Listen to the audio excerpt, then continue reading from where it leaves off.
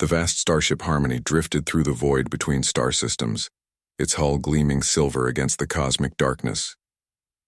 Within its corridors, representatives from dozens of species worked together in an unprecedented alliance.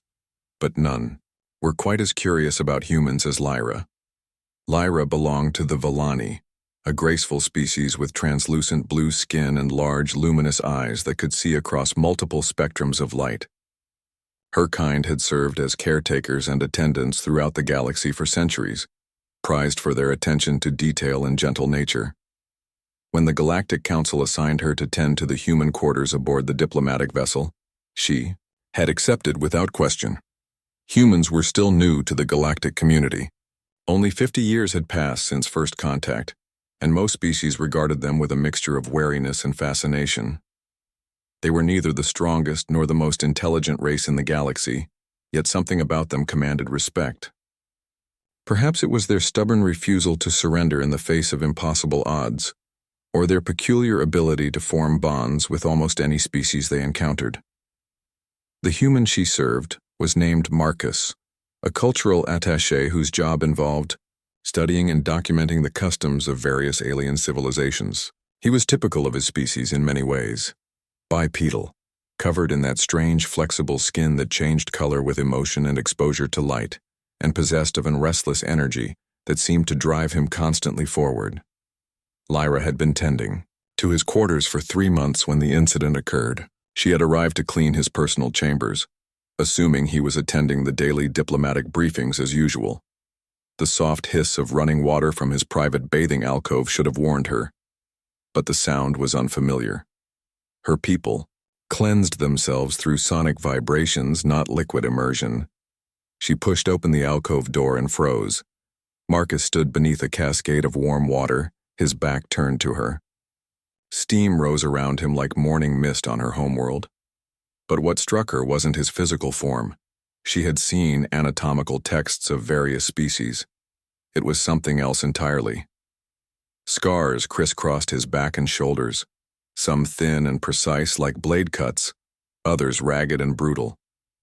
Burns marked his left arm from elbow to wrist. A particularly vicious gash ran along his ribs, long since healed but still visible as a raised line of tissue. Each mark told a story of pain endured and overcome. Most species in the galaxy were protected by technology, energy shields, or natural armor. Conflicts were settled through negotiation or, at worst, brief exchanges of superior firepower. But humans threw themselves into battle with nothing but determination and primitive weapons, accepting grievous injury as the price of victory. Marcus turned, sensing her presence. Their eyes met through the steam, and Lyra expected anger, embarrassment, or demands for privacy. Instead, she saw only mild surprise and something that might have been amusement. "I apologize," she said, her translator rendering the words in his language. "I did not realize you were present." "No harm done," Marcus replied, reaching for a cloth to dry himself. "Though I should probably mention that humans prefer privacy during bathing. Cultural thing." Lyra nodded but didn't immediately leave. Her large eyes traced the network of scars across his torso as he emerged from the alcove.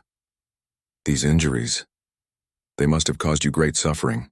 Marcus glanced down at himself as if seeing the marks for the first time.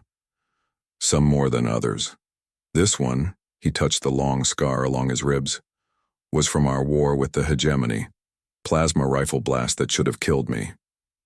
"Why do you not have them removed?" Medical technology could eliminate such blemishes easily. Something shifted in Marcus's expression, a hardening around his eyes that Lyra had seen in other humans when they spoke of serious matters. "They're not blemishes, they're reminders. Of pain, of survival, of choices made and prices paid. Every mark on my body represents a moment when I could have given up, could have retreated, could have chosen the easier path. But I didn't. None of us did." Lyra moved closer, drawn by an impulse she didn't fully understand. Her species communicated as much through touch as through words, and she could sense emotional depths in this human that her instruments couldn't measure. "Your people fascinate the galaxy," she said softly. "Not because you are stronger or smarter.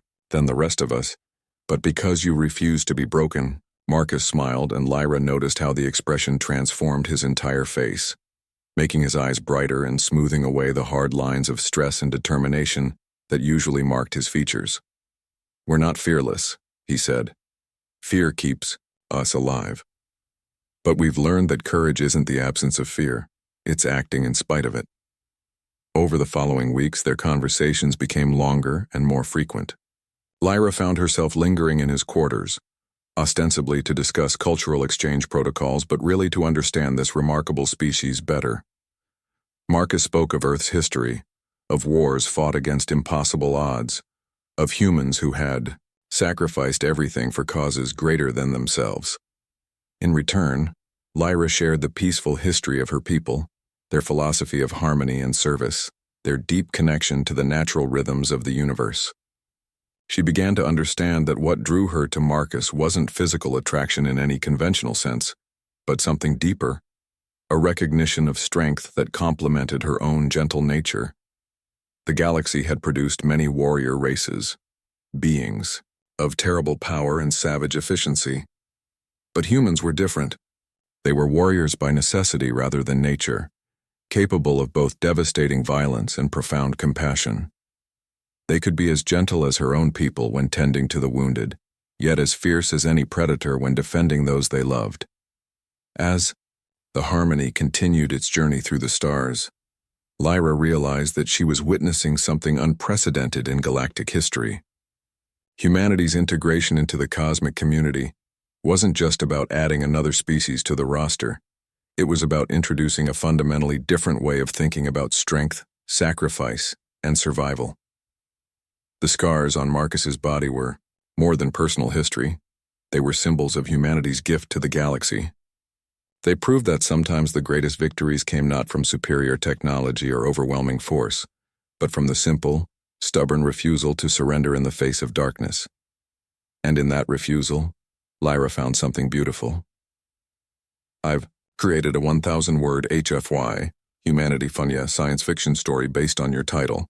The story focuses on the alien Maid Lyra discovering the human Marcus and being drawn not to his physical form, but to what his battle scars represent, humanity's resilience and refusal to surrender.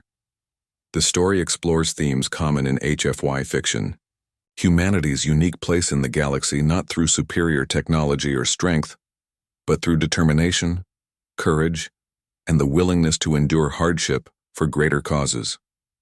It maintains a respectful tone throughout while building the relationship between the characters and showcasing what makes humanity special in this fictional universe."